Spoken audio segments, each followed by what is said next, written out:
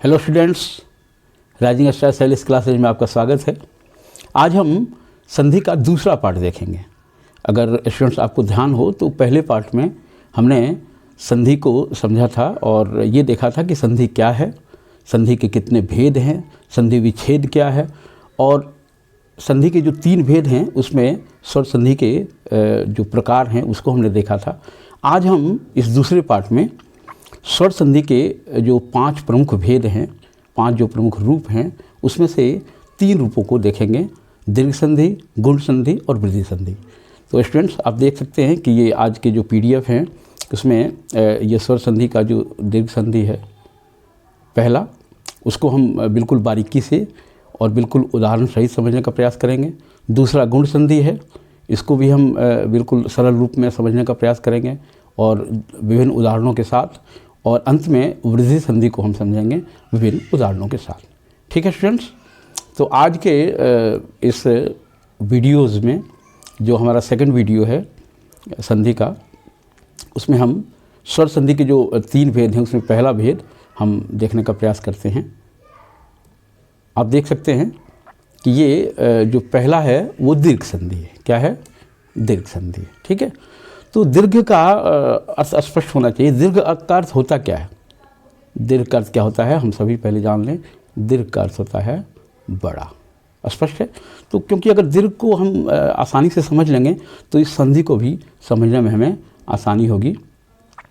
एक और महत्वपूर्ण बात कि जब भी हम वर्णमाला पढ़ते थे तो स्टूडेंट्स अगर ध्यान हो तो वर्णमाला में जैसे चलता था अ और फिर उसका दीर्घ चलता था आ। ठीक है, फिर हम ये एक छोटी ई कहते थे और इसका दीर्घ रूप चलता था बड़ी, है ना। फिर हम देखते थे छोटा ऊ और फिर इसका दीर्घ चलता था बड़ा ऊ। फिर उसके बाद क्या देखते थे? ए और दूसरा चलता था ए। ठीक है, फिर हम देखते थे ओ जो हर्ष रूप होता था और दूसरा इसका जो दीर्घ रूप होता था उसे औ कहते थे। तो यहाँ हम देख सकते हैं कि वर्णमाला में ये जो पहला ग्रुप है ना, औ, छोटी, छोटा ऊ, ए और ओ, तो ये जो इसको हम कहते हैं हरस रूप। क्या कहते हैं? हरस रूप। ठीक है, और ये जो दूसरा है जैसे आ, ई, बड़ी, बड़ा ऊ, ए और औ, तो ये जो होता था ये दीर्घ रूप होता था। क्या होता था स्टूडेंट्स?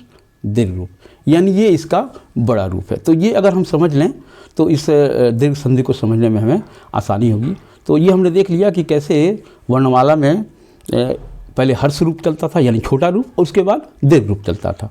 तो यहाँ दीर्घ संधि से भी इसी तात्पर्य यही है।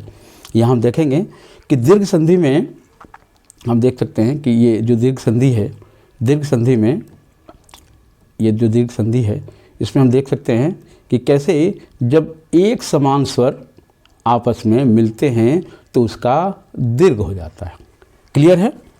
यानी एक बात ध्यान रखना स्टूडेंट्स कि जब एक समान स्वर, क्योंकि हम इसके पहले भी चर्चा कर चुके हैं कि हम ये स्वर संधि पढ़ रहे हैं, ठीक है, तो इसमें जब आपस में 2 वर्ण मिलेंगे तो वो स्वर ही होंगे। क्लियर है? तो जब समान स्वर आपस में मिलते हैं तो उसका क्या हो जाता है? दीर्घ रूप हो जाता है। क्या हो जाता है? उसका दीर्घ रूप हो जाता है, बड़ा हो जाता है। क्लियर है? तो दीर्घ अभी हमने चर्चा भी की आपसे कि दीर्घ होता क्या है। अब इसको हम समझ सकते हैं कि जैसे उदाहरण के द्वारा हम ज़्यादा बेहतर ढंग से समझ सकते हैं इसको।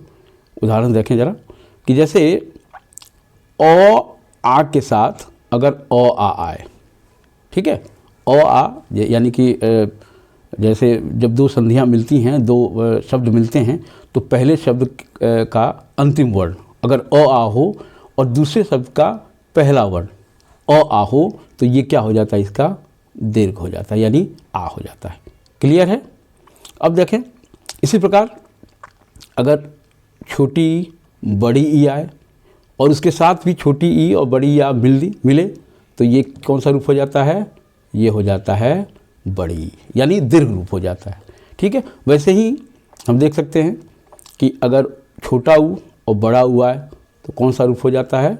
इसके साथ यानी पहले शब्द का अंतिम वर्ण और दूसरे शब्द का ये अंतिम वर्ण अगर ये आए तो क्या हो जाता है? ये भी यहाँ हो जाता है बड़ा ऊ। क्लियर है?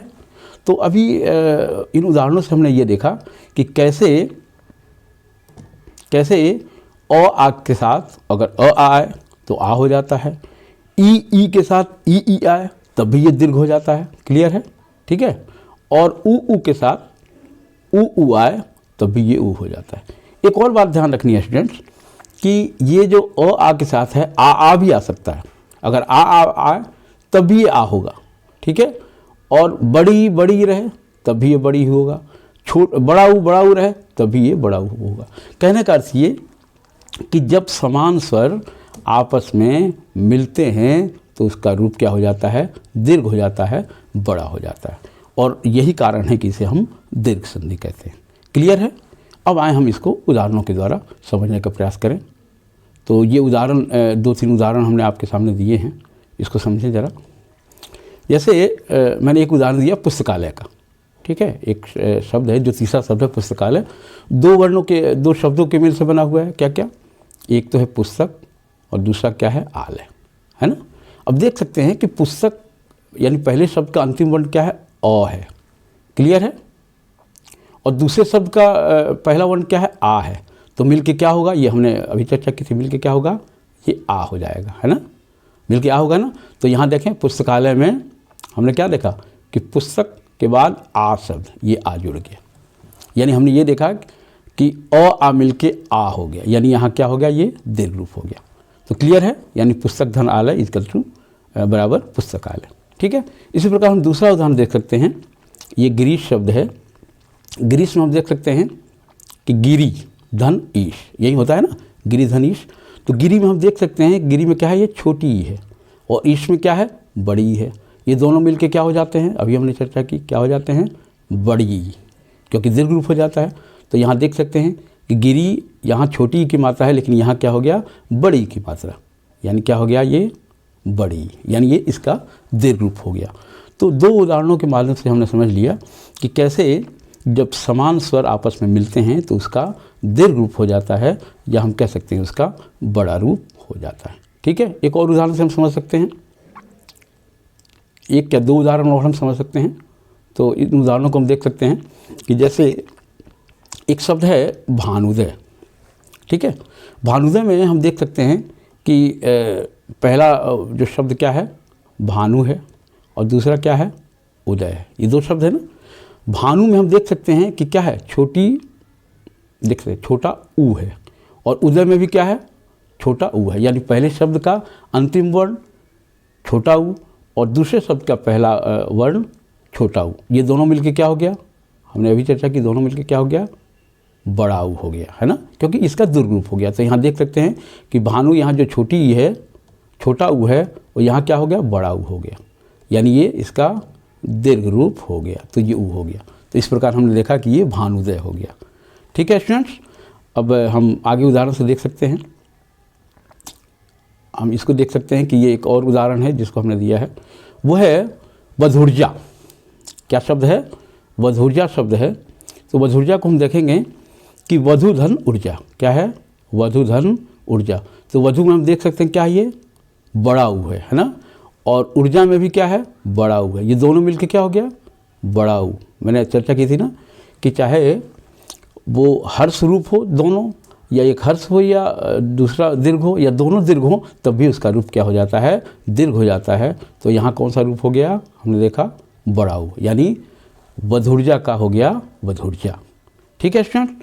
तो हम देख सकते हैं इन उदाहरणों के माध्यम से कि कैसे हमने स्वर संधि में ये देखा कि पहला जो था दीर्घ रूप, दीर्घ संधि, जिसमें हमने ये देखा कि कैसे जब समान स्वर आपस में मिलते हैं तो उसका दीर्घ हो जाता है, उसका बड़ा हो जाता है। और विभिन्न उदाहरणों से हमने लगभग 4 उदाहरणों से ये समझने का प्रयास किया कि कैसे ये उसका दीर्घ रूप हो जाता है। ठीक है स्टूडेंट। तो हमें भरोसा है कि आपको ये सारी बातें समझ में आ गई होंगी। अब आएँ हम स्वर संधि का जो दूसरा रूप है, जो दूसरा भेद है, प्रमुख भेद है, वो है गुण संधि। अब ये देखें गुण संधि आखिर है क्या। तो पहले ये जान लें कि गुण संधि में जो पहले शब्द का अंतिम वर्ण क्या क्या आएगा, क्योंकि गुण संधि और वृद्धि संधि में दोनों संधियों में पहले शब्द का अंतिम वर्ण अ आ ही होगा। ये ध्यान रखना है, क्योंकि जैसे हम जब यण और अयादि संधि पढ़ेंगे तो वहाँ बिल्कुल उलट हो जाता है। पहले शब्द का अंतिम वर्ण अ आ नहीं रहेगा बल्कि उल्टा हो जाता है, तो उसकी चर्चा हम आगे करेंगे। फिलहाल यहाँ देखें कि गुण संधि में पहले शब्द का अंतिम वर्ण अ आ ही होंगे, ये ध्यान रखना है, ठीक है। जबकि हम देख सकते हैं, जबकि दूसरे शब्द का पहला वर्ण क्या होगा, ये भी ध्यान रखना है। जबकि दूसरे शब्द का पहला वर्ण क्या होगा, ई यानी छोटी बड़ी, छोटा ऊ बड़ा ऊ और ड़ी ही आएगा, ये ध्यान रखना है। ये गुण संधि में छोटी बड़ी, छोटा ऊ बड़ा ऊ और ड़ी ही बाद में आएगा, ठीक है। और एक और महत्वपूर्ण बात इसमें ध्यान रखनी है कि ये रूप बदल जाते हैं। कैसे बदल जाते हैं, ज़रा इसको हम देख लें। ये रूप बदलते कैसे हैं कि जैसे पहले शब्द का जब अंतिम वर्ण अ आएगा, ये तो क्लियर है, सब में पहला ही आएगा यानी अ आ ही आएगा। दूसरे शब्द का पहला वर्ण जब ई आई है ना, ई आई आएगा तो ए हो जाएगा। क्या हो जाएगा, ए हो जाएगा, ठीक है। और जब अ आ के बाद ऊ आएगा तो ये क्या हो जाएगा, औ हो जाएगा। और अ आ के बाद री आएगा तो ये क्या हो जाएगा, अर हो जाएगा। तो ये चीज़ें थोड़ी सी हमें ध्यान में रखनी होगी कि अ आ के बाद जब ई आए तो ए हो जाएगा, ए बन जाता है। और अ आ के बाद ऊ आए तो ओ हो जाता है, ठीक है। और अ आ के बाद री आए तो वो क्या हो जाता है, अर बन जाता है। ये थोड़ा सा हमें ध्यान रखना होगा क्योंकि इसी के अनुसार शब्द आगे निर्माण होता है संधियों का। हम अब विभिन्न उदाहरणों के माध्यम से इसे समझने का प्रयास करेंगे। सबसे पहले हम देखें, एक उदाहरण हमने दिया नरेंद्र का। क्या दिया, नरेंद्र का। तो ये नरेंद्र है, देखें नरेंद्र जो है दो शब्दों के मेल से बना है। कौन कौन, नर और इंद्र। नर में हम देख सकते हैं कि पहले शब्द का अंतिम वर्ण क्या है, अ है ना, अ है ना। और दूसरे शब्द का पहला वर्ण क्या है, छोटी ई है। ये दोनों मिलकर क्या हो गया, मैंने बताया था, अभी चर्चा की थी, वो क्या हो जाता है, ए बन जाता है ना। तो यहाँ देख सकते हैं कि नरेंद्र में क्या हो गया, नर धन इंद्र, तो ये क्या हो गया, ए बन गया, है ना, बन गया ना। तो ये हो गया नरेंद्र, ठीक है। यानी अ और ई मिलके ए हो जाता है, तो यहाँ क्या हो गया, नरेंद्र हो गया, ठीक है, क्लियर है। दूसरा उदाहरण हम देख सकते हैं। दूसरा उदाहरण क्या है, ज्ञानोपदेश, है ना। इसको हम देखें जरा। इसका जो संधि विच्छेद होता है ज्ञान धन उपदेश, ठीक है। अब इसमें हम देख सकते हैं कि ज्ञान में पहला वर्ण क्या है, पहले शब्द का अंतिम वर्ण क्या है, अ है ना। और दूसरे शब्द का पहला वर्ण क्या है, ऊ है ना, है ना। यानी अ और ऊ मिलके क्या हो जाता है, ये अगर याद हो हमने क्या बताया था, ओ हो जाता है। क्या हो जाता है, ओ हो जाता है। तो क्या हो गया यहाँ, ज्ञानोपदेश। यहाँ देखें, हम देख सकते हैं यहाँ ये क्या हो गया, ओ की मात्रा यहाँ लग गई, इसलिए ज्ञान प्लस उपदेश इक्वल टू बराबर क्या हो गया, ज्ञानोपदेश, ठीक है स्टूडेंट्स। चलें आगे और उदाहरण देखें जरा। और उदाहरण हम देख सकते हैं, एक और उदाहरण वो है देवर्षि। क्योंकि दो तो हमने देख लिया, अ के साथ ई जुड़ता है और अ के साथ ऊ जुड़ता है, तो ओ कैसे होता है। और एक और मैंने बताया था कि अ के साथ जब री जुड़ता है तो अर हो जाता है। तो ये उदाहरण से हम देख सकते हैं कि देवर्षि है, तो हम देख सकते हैं कि देव है ना, देव में पहले शब्द का अंतिम वर्ण क्या है, तो यहाँ हम देख सकते हैं कि क्या है, ये अ है ना। और दूसरे शब्द का ऋषि का पहला वर्ण क्या है, री है, ठीक है। तो ये दोनों मिलके क्या हो गया, हम देख सकते हैं अर हो गया। तो ये कैसे हो गया, देवर्षि देव अर्षि, यानी यहाँ हम देख सकते हैं यहाँ क्या है, अर जुड़ गया, तो ये हो गया देवर्षि, क्लियर है। तो हम देख सकते हैं कि गुण संधि को हमने देखा अभी कि कैसे ये तीन रूप बदलते हैं कि अ आ, ये हमने देखा कि गुण संधि में पहले शब्द का अंतिम वर्ण अ आ ही होंगे और दूसरे शब्द का पहला वर्ण ई ऊ री आएगा। और ये रूप कैसे बदलते हैं, तो मैंने अभी चर्चा की कि रू ये ए हो जाता है, फिर ओ हो जाता है, फिर अर हो जाता है। यानी अ आ के साथ ई जुड़ता है तो ए, और ओ आ के साथ ऊ जुड़ता है तो ओ, और ओ आ के साथ री जुड़ता है तो अर हो जाता है, क्लियर है। तो इन उदाहरणों को भी हमने समझा। यहाँ दो तीन उदाहरण हमने दिए कि नरेंद्र का, ज्ञानोपदेश का और देवर्षि का, ठीक है स्टूडेंट। अब आए हम जो तीसरी महत्वपूर्ण संधि है स्वर संधि की, उसको हम देखने का प्रयास करें। ये संधि है वृद्धि संधि, ठीक है। तो वृद्धि संधि में एक दो महत्वपूर्ण बातें हैं, उसको पहले हम ध्यान दे देंगे कि वृद्धि संधि में पहले शब्द का अंतिम वर्ण अ ही होगा। ये मैंने पहले भी चर्चा की थी कि गुण संधि में और वृद्धि संधि में, दोनों संधियों में पहले शब्द का अंतिम वर्ण अ ही होगा।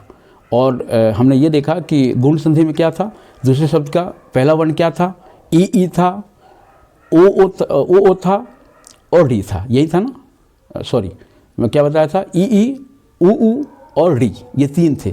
उसके बाद का आगे का जो वर्ण होता है वो यहाँ वृद्धि संधि में जुड़ जाता है। जैसे हम कह सकते हैं कि वृद्धि संधि में पहले शब्द का अंतिम वर्ण अ ही होगा, जबकि दूसरे शब्द का पहला वर्ण ए ओ औ। क्लियर है? तो हमने देखा कैसे धीरे धीरे आगे बढ़ता है। हमने सबसे पहले दीर्घ में देखा कि समान स्वर मिलते हैं, उसका दीर्घ रूप हो जाता है, बड़ा रूप हो जाता है। गुण संधि में हमने क्या देखा कि पहला शब्द अ आ होता है, जबकि दूसरा शब्द क्या होता है, ई उ री होता है। और वृद्धि संधि में हमने क्या देखा कि पहला शब्द अ आ ही होता है और दूसरे शब्द उसके आगे हो जाता है, यानी ए और ओ आता है। ये अगर हम ध्यान रखेंगे तो हम तीनों संधियों को समझने में कोई चूक हमसे नहीं होगी और हम बड़ी आसानी से हम इसको समझ सकते हैं। क्लियर है स्टूडेंट? तो अब यहाँ देखें, यहाँ भी इसके रूप बदलते हैं। रूप कैसे बदलते हैं ज़रा उसको हम देखें। हम देख सकते हैं कि जैसे ओ आ, अगर पहले शब्द का अंतिम वर्ण ओ आ, ये तो क्लियर है ओ आ ही आएगा, तो इसमें जब ए आते हैं तो ये क्या हो जाता है, ए हो जाता है, यानी इसका दीर्घ रूप हो जाता है, इसकी वृद्धि हो जाती है। ठीक है? और ओ आ के बाद ओ औ आता है तो इसका भी औ हो जाता है। स्टूडेंट एक बात यहाँ ध्यान रखनी है, जैसे आप कह सकते हो कि दीर्घ संधि और वृद्धि संधि में अंतर क्या है, क्योंकि दीर्घ संधि में हमने ये देखा था कि उसका भी दीर्घ रूप हो जाता है और वृद्धि संधि में भी दीर्घ रूप हो जाता है। लेकिन अंतर ये है कि दीर्घ संधि में एक समान स्वर आ रहे थे, यानी अ आ के बाद अ आ ही आ रहे थे या आ रहे थे, ई के बाद ई ही आ रहे थे, उ के बाद ऊ आ रहे थे, है ना, यानी समान स्वर आते थे, इसलिए वहाँ दीर्घ संधि होती थी। लेकिन वृद्धि संधि में क्या होता है, इसकी वृद्धि हो जाती है, यानी अ आ पहला रहेगा और दूसरा ए या ओ रहेगा, तो उसका दीर्घ हो जाता है, यानी उसकी वृद्धि हो जाती है। तो ये बात अगर हम समझ लें तो बड़ी आसानी होगी हमें समझने में। तो क्लियर है स्टूडेंट? यहाँ हमने देख लिया कि कैसे पहले शब्द का अंतिम वर्ण अगर अ आ रहेगा तो दूसरे शब्द का पहला वर्ण ए रहेगा तो इसका दीर्घ रूप यानी ए हो जाएगा। ठीक है? और पहले शब्द का अंतिम वर्ण अ आ रहेगा और दूसरे शब्द का पहला वर्ण ओ औ रहेगा तो यहाँ क्या हो जाएगा, औ हो जाएगा। क्लियर है? ये बातें हम लोगों ने समझ ली। अब आए जरा इसको हम उदाहरण के माध्यम से समझने का प्रयास करें। ठीक है? तो आए यहाँ उदाहरण देखें जरा। एक उदाहरण है एकैक। क्या है? एकैक। तो हमने ये देखा कि 1 धन 1 इक्वल बराबर एकैक होता है, 1 प्लस 1 धन 1 इक्वल बराबर एकैक। तो यहाँ देख सकते हैं एक में क्या है, अंतिम वर्ण क्या है, अ है, और दूसरे शब्द का पहला वर्ण क्या है, ए है, तो इसका रूप क्या हो जाएगा, ए हो जाएगा। बताया था ना, इसका दीर्घ रूप हो जाएगा, यानी और ए मिलेंगे तो इसका दीर्घ रूप ए, यानी इसमें वृद्धि हो गई तो ए हो गया। तो यहाँ क्या हो गया, ए, है ना, यानी ये हो गया एकैक। ठीक है स्टूडेंट? समझ में आ गया होगा बिल्कुल। दूसरा उदाहरण देखें जरा। दूसरा उदाहरण है सदा प्लस एव इक्वल टू बराबर सदैव, है ना। तो हम देख सकते हैं कि सदा में क्या है, सदा में पहले शब्द का अंतिम वर्ण क्या है, आ है ना, देखा ना, आ है, और दूसरे शब्द का पहला वर्ण क्या है, ए है। तो यहाँ भी क्या हो गया, ए हो गया, इसकी वृद्धि हो गई, यानी ए रूप हो गया, इसका दीर्घ रूप हो गया।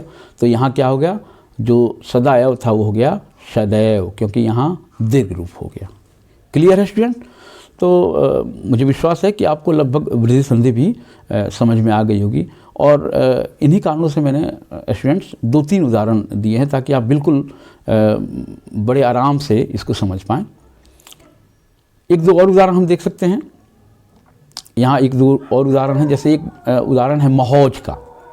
क्या है, महौज का। इसमें हम देख सकते हैं कि जो पहला शब्द का अंतिम वर्ण है क्या है, आ है। क्या है, आ है। देख रहे हैं, महा में क्या है, आ की मात्रा आ है ना। तो यहाँ हम देख सकते हैं कि पहले शब्द का अंतिम वर्ण में आ है और दूसरे शब्द के पहले वर्ण में क्या है, औ है, ओ है।